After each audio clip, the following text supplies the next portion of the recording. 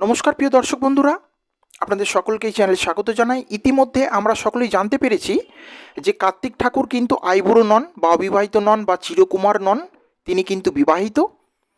এবং এই যে কার্তিক শব্দটির নামকরণ কোন দেবী রেখেছিলেন বা তার মায়ের নামটা কি, যেমন পার্বতী দেবীও তার মা, তার অপর আরেকজন মা আছেন, তার নাম অনুসারেই কিন্তু কার্তিক নামকরণটা হয়েছিল। এবং কার্তিক ঠাকুরের আরও অন্যান্য কি নাম আছে আমরা ইতিপূর্বে দেখেছি। যারা দেখেননি আমার ভিডিওটি, জ্ঞান ভাণ্ডার সার্চ করবেন, দেখবেন তার আগের এই যে ভিডিওটি করছি তার আগের ভিডিওতে আমি একদম সংক্ষিপ্তভাবে আপনাদেরকে বোঝানোর চেষ্টা করেছি। আজকের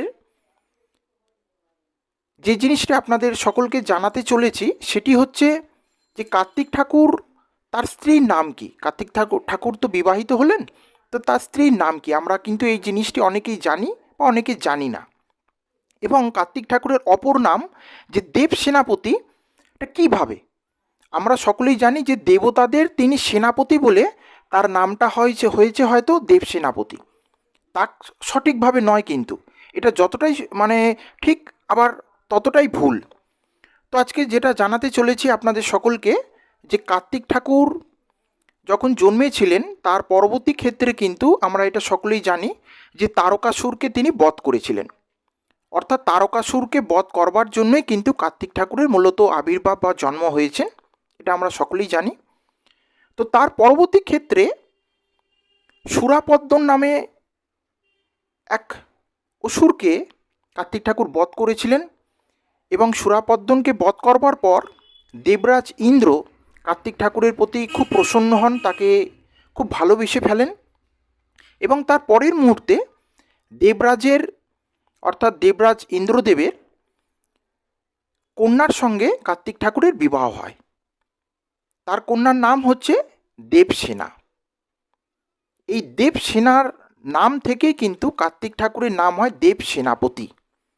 এবং পরবর্তী ক্ষেত্রে সেটা জানা যায়, এটা কিন্তু লোকপ্রচার, এর শাস্ত্রীয় সেরকমভাবে প্রামাণ্য পাওয়া যায়নি, যে কার্তিক ঠাকুরের অপর এক স্ত্রী আছেন, তার নাম হচ্ছে বাল্লি বা বালি, তিনি নিম্বরাজের কন্যা।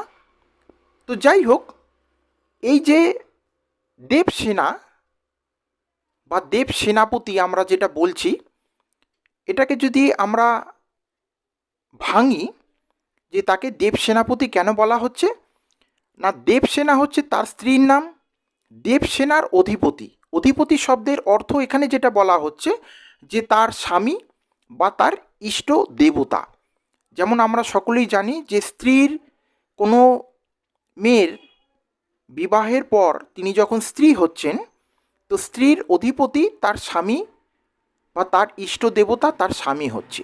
সেই জন্য দেবসেনার ইষ্ট দেব কার্তিক ঠাকুর, এবং সেই কারণের জন্য আমরা সকলেই কিন্তু তাকে দেব সেনাপতি বলে জানি। তো নমস্কার প্রিয় দর্শক বন্ধুরা, এই ছোট্ট ভিডিওটি আপনাদের যদি ভালো লাগে চ্যানেলটিকে লাইক করবেন, সাবস্ক্রাইব করবেন, চ্যানেলের পাশে থাকবেন। নমস্কার।